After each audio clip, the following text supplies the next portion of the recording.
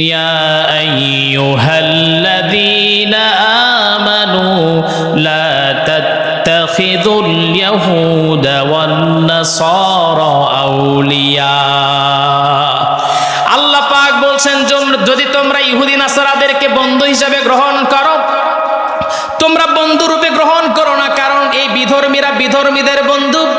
আমার ভাইরা, ওরা কত বড় বিধর্মী, ওরা কতটুকু ইসলামকে ঘৃণা করে। শোনেন, শানের রিসালাতের মধ্যে পেয়েছিলাম একজন ইহুদিদের পাদ্রী, যার নাম ছিল জালবি। এই জালবি ইহুদিদের মধ্যে খুব জ্ঞানী একজন মানুষ ছিলেন। এই জালবি জ্ঞানী একজন পণ্ডিত মানুষ, কিন্তু তিনি জানেন আখিরি নবী সাইয়্যিদুল কাওনাইন রাহমাতাল লিল আলামিন তিনি দুনিয়ার বুকে আগমন করেছেন। এই জালবি তিনি নবীজির বায়োগ্রাফি লিখলেন। সুবহানাল্লাহ, একজন ইহুদি নবীজির বায়োগ্রাফি লিখলেন। নবীজি কেমন, নবীজি দেখতে কেমন, নবীজির শান কত, নবীজির মান কত, এইরকম তিনি একটা বায়োগ্রাফি নবীজির নামে লিখতে লাগলেন। তিনি লিখেও ফেললেন। একটা রুমের ভিতরে তিনি সর্বশেষ প্রবেশ করলেন। সর্বশেষ প্রবেশ করার পর আল্লাহর এই গোলাম তিনি সেই জায়গায় একটা কাচের একটা বাক্স নিলেন। কাচের বাক্সের মধ্যে নবীজির এই পূর্ণ জীবনীটা তিনি লিখে ফেললেন। নবী দেখতে কেমন, নবীজির চলাফেরা কেমন, পূর্ণাঙ্গ লেখা তিনি কাচের মধ্যে বন্দি করে ফেললেন। এরপর আল্লাহর এই গোলাম তিনি দরজায় কয়েকটা তালা মারলেন এবং তিনি তার সন্তান ছিল যার নাম ছিল হুবহাব।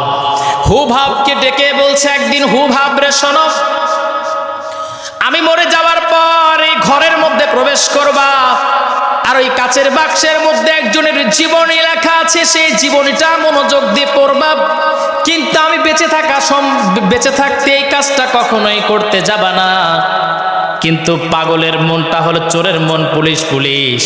আল্লাহর এই গোলাম চিন্তা করলেন, আমার বাবা কোনোদিন কোনো কিছুতেই না করে নাই, কিন্তু বাবা মরে যাওয়ার পর কেন ঘরে ঢুকবা, আগে ঢুকলে সমস্যা কি? এইবার এই হুবহাব তিনি চিন্তা করলেন, যে রাত্রে আমার বাবা আর মা মদ পান করে ঘুমিয়ে যায়, সেই রাত্রিতে আমি ঘরের মধ্যে প্রবেশ করব। এইবার যখন তার মা আর বাবা মদ পান করে ঘুমিয়ে পড়েছেন, হুবহাব দরজাটা খুলে ঘরের মধ্যে প্রবেশ করলেন। ঘরের মধ্যে প্রবেশ করার পর তিনি দেখতে পেলেন ওই যে কাচের যে বাক্স, কাচের বাক্সের মধ্যে তার বাবা এমন কিছু রেখে দিয়েছে, এমন টর্চ লাইটের মতো আলো জ্বলছে, যে আলোয় পুরো ঘরটা অন্ধকারটা আলোয় ভরে গেছে। জনাবে মুস্তাফা চুমে नहीं दुखती कभी आँखें, जो नामे मुस्तफा चूमे नहीं दुखती कभी आँखें, पहन ले प्यार जो उनका सिफन मैला नहीं होता, मोहम्मद के गुलामों का कफन मैला नहीं होता। সবাই বলে আল্লাহু আকবার। না হয় না আর একটু জোরে বলে আল্লাহু আকবার।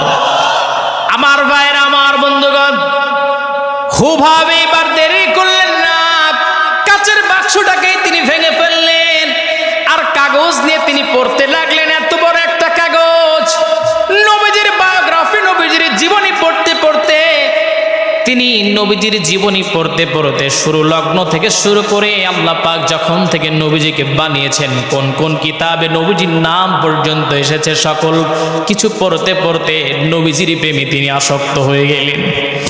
নবীজির প্রেমে তিনি পড়ে গেলেন।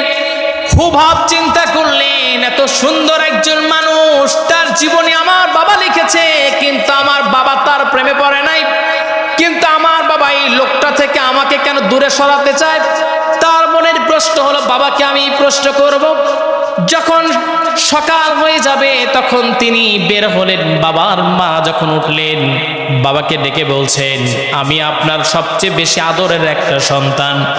বাবা, আপনি জানেন আগামীর দিনে খ্রিস্টানদের পাদ্রী আমি হুবহাব নিজে হব, এরকম ভবিষ্যৎবাণী করেছেন, কিন্তু বাবা আমার প্রশ্ন হলো আপনার আদরের আমি সন্তান ওই ঘরের মধ্যে কেন প্রবেশ করতে নিষেধ করেছিলেন? এই রকম চিন্তা আসার কারণে এই ঘরের মধ্যে আমি প্রবেশ করলাম। সব কিছু করেছি বাবা। সাইয়্যিদুল কাওনাইন রাহমাতাল লিল আলামিন বিশ্ব নবী তার জীবনী আপনি লিখেছেন, কিন্তু কেন পড়তে আমাকে দিবেন না? কি সমস্যা আপনার? এইবার জালবি এই পরিমাণে রেগে গেলেন আর বললেন, বাবা তুমি বড় অন্যায় করে ফেলেছ, তুমি তার জীবনী পড়েছ, তারপরে তোমার ইচ্ছাটাকে আমাকে একটু বলো। হুবহাব এইবার ডেকে বলে, বাবা আপনি তো নিজে জানেন যার জীবনী আপনি লিখেছেন সেই মানুষের জীবনী পড়ার পর কেউ তো আর তার প্রেমে না পড়ে পারতে পারে না। আমি তার প্রেমে পড়ে গিয়েছি, আমি তার প্রেমে এই পরিমাণে মাতোয়ারা হয়ে গিয়েছি, দুনিয়ার আর অন্য কিছুই চাই না। আমি শুধু চাই ওই আল্লাহর নবী সাইয়্যিদুল কাওনাইন রাহমাতাল লিল আলামিন এর জীবনে আমার এই দুইটি চোখ দিয়ে একটা বারের জন্য শুধু দেখতে চাই। আল্লাহু আকবার। হুবহাব এবার যখন বাবাকে কথা বললেন, জালবিবের মাথায় এবার গরম ডেকে বলছে, আমি তো জানি এই মানুষের জীবনী যে পড়বে পাগল হয়ে যাবে, কিন্তু কেন তুমি তার জীবনী পড়লা? আমি তোমাকে না করেছিলাম আর তুমি তার প্রেমে পড়ে গেলা। এই কথা বলে কোনো কথা ছাড়া সন্তানের দুটি পায়ে শিকল লাগাইয়া দিলেন, দুটি হাত বেঁধে ফেললেন। হুবহাবকে এবার ডেকে বলছে, হুবহাব তোমার যাওয়ার যদি ইচ্ছা থাকেও কিন্তু এখন সম্ভব নয়। হুবহাব বলছেন, বাবা এই কিতাবটার মধ্যে নবীজি যে সত্য একজন নবী সেটাও আপনি প্রমাণ করেছেন কাগজের মধ্যে। আমি তার প্রেমে এতটাই আসক্ত হয়ে গিয়েছি, দুনিয়ার কোনো কিছুই তার থেকে আমাকে দূরে রাখতে পারে না। এই কথা তিনি বললেন, তাকে তার বাবা এই পরিমাণে আঘাত করতে লাগলেন, ঘরের মধ্যে পিটায়, জোরে জোরে হুবহাব চিৎকার মারে, ইয়া রাসূলুল্লাহ ইয়া রাসূলুল্লাহ বলে চিৎকার মারেন। আশেপাশের লোকেরা বলো, জালবিব কি হয়েছে? ঘরের মধ্যে সন্তান রে পিটাও কেন? ঘটনা কি? এইবার জালবিব বলল, এত চেষ্টা করলাম কিন্তু প্রকাশ পেয়ে গেল। আমি সবাইকে বলি তার সম্পর্কে কেউ পড়ো না, কিন্তু আমার ঘরের মধ্যে সাপ ঢুকছে।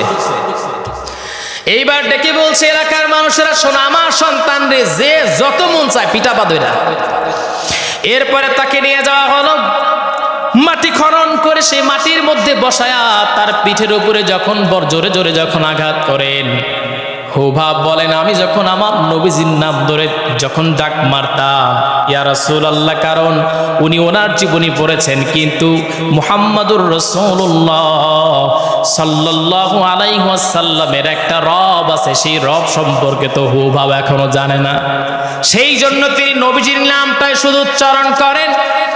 এবার হুবহাবকে যখন পিটায় বড় বড় দাগ হয়ে যায়, রক্ত ফিনকি দিয়ে বের হয়।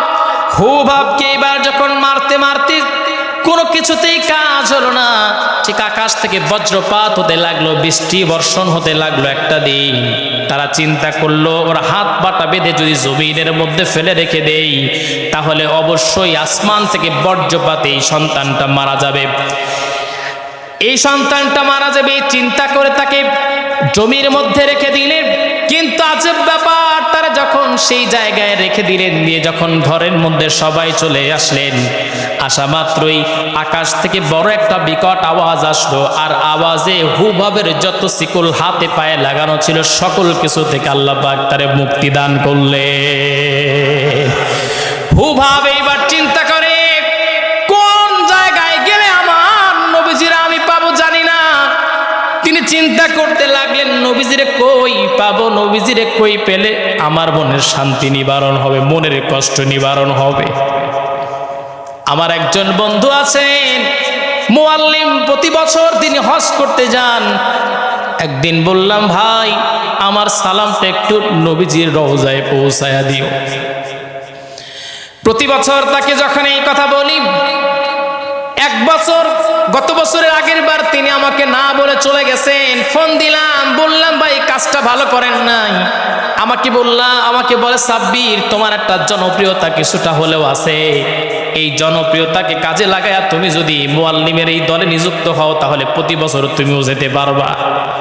আমি বললাম ভাই প্রতি বছর যাওয়ার দরকার নাই, জীবনে একটা বার নবীজির রওজার পাশে যদি আল্লাহ দাঁড়ানোর তৌফিক দিয়ে দেয়, মনের যত কষ্ট আছে একবারে মিটায় আসবো। প্রতি বছর সালাম পৌঁছায় দেয়, আপনারাও দেন, কিন্তু মনের কষ্টটা নিবারণ হয় না। এই জন্য আল্লাহর কাছে বলি, হে আমাদের মালিক, দুনিয়ার কারো কাছেই চাই না, জীবনে একটা বারের জন্য বলে মক্কা মদিনার মুসাফির না বানায়া কবরের আমাদের ডাক দিও না। সবাই বলেন আল্লাহুম্মা আমিন। আমার ভাইরা, আমার বন্ধুগণ, হুবহু বলেন কোন জায়গায় গেলে আমি আমার নবীজির দেখা পাবো? নবীজির দেখা পাওয়া দরকার। রওনা দিয়ে দিলেন হুবহু। 80 মাইল দূরে ছিল তার সেই জায়গা থেকে নবীজির বাড়িটা। মদিনা এবং তার বাড়ির দূরত্ব মাঝখানে 80 মাইলের দূরত্ব ছিল। যেহেতু তার মনের তামান্না ছিল এমন নবীজির সঙ্গে দেখা তিনি করবেন, তিনি যখন রওনা দিয়েছেন, শূন্য কেটে আল্লাহ রাব্বুল আলামিন জমিনটাকে সংকীর্ণ করলেন, 8 মাইল করে দিলেন। জোরে কোন সুবহানাল্লাহ। আমার ভাইরা, আমার বন্ধুগণ, দেহের সঙ্গে কাদা, দেহের সঙ্গে রক্তের ছাপ। তিনি গিয়ে একটা বাড়িতে তিনি বাড়ির উঠোনে গিয়ে পড়ে গিয়েছেন। সেই বাড়িটা ছিল সালমান ফার্সি রাদিয়াল্লাহু তাআলা আনহু। জোরে কোন সুবহানাল্লাহ। সালমান ফার্সি রাদিয়াল্লাহু তাআলা আনহুর সামনে যখন তিনি পড়েছেন, এইবার হুবহু ডেকে বলেন, আপনার চেহারা ওই যে কাগজে পড়েছিলাম তার সঙ্গে তো মেলে। আপনি কি সেই নবী মুহাম্মাদুর রাসূলুল্লাহ নাকি? সালমান ফার্সি ডেকে বলেন, কে তুমি? তোমার চিনি না, কিন্তু শোনো, আমাকে তুমি নবী মনে করছো, আমি নবী নই, কিন্তু আমি নবীর একজন সাহাবী। তোমার নাম কি, কোথা থেকে আসছো? হুবহু বললেন, আমার কষ্টের কথা আমি আপনারে বলবো না, আমার যত কষ্টের কথা আমি আমার নবীজিরে বলতে চাই। হযরত সালমান ফার্সি বলেন, আমি নবীজির কাছে নিয়ে গেলাম। নবীজির পাশে যখনই নিয়ে গেলাম, সালমান ফার্সি নবীজির সামনে গিয়ে বসলেন। আমার নবী ডেকে বলেন, সালমান রে, কারে ধরে নিয়ে আসছে? যার দেখে বেতের আঘাত, যার দেখে রক্ত বের হয়েছে, কাদা তার দেহের সঙ্গে লেগে গেছে, কারে ধরে নিয়ে আসছো? সালমান ফার্সির কাছে থাকা নবীজির সামনে বসা হুবহু ডেকে বলেন, নবীজি আপনি কথা না বলে একটু আমার সামনে একটু বসে থাকেন। আল্লাহর নবীকে তিনি বললেন, নবীজি আপনি কথা বলবেন না, আপনি একটু বসেন, আমি আপনার চেহারাখানা দেখতে চাই। হুবহু বলেন, আমি নবীজির চেহারার দিকে তাকাতে লাগলাম, আর আমার মনে হলো আমার বাবা সালবি যেই ঘটনাটা লিখেছেন নবীজিকে নিয়া, নবীজির যে বায়োগ্রাফি লিখেছেন, আমার মনটা বলল একটুকু এলোমেলো তিনি দেখেন নাই, বরঞ্চ আমার ওই লেখনের চাইতে, আমার কল্পনার চাইতে আমার নবীজি বেশি সুন্দর। এই জন্য কবি বলেন, ইয়া সাহিবাল জামালি ওয়া ইয়া সাইয়্যিদাল বাশার মিন ওয়াজহিকাল মুনিরি লাকাদ নাওয়ারাল কমর।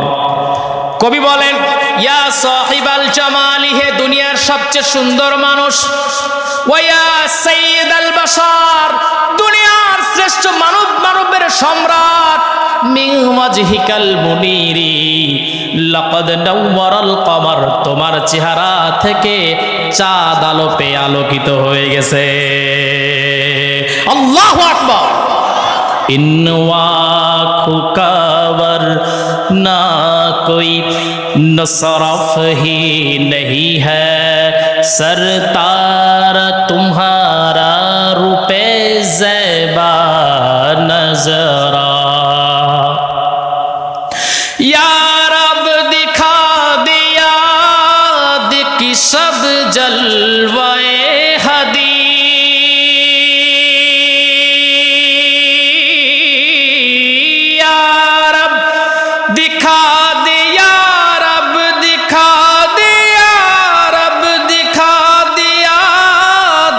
सब जलवाए हदी, एक बार को अता हो, एक बार को अता हो ज़ियारत रसूल की, आहा जन्नत में लेके जाएगी चाहत रसूल की जन्नत में लेके जाएगी जन्नत में लेके जाएगी चाहत रसूल की आहा जन्नत में लेके जाएगी चाहत रसूल की সবাই একটা আওয়াজ দিয়ে বলেন আল্লাহু আকবার নারা একটু জোরে বলেন আল্লাহু আকবার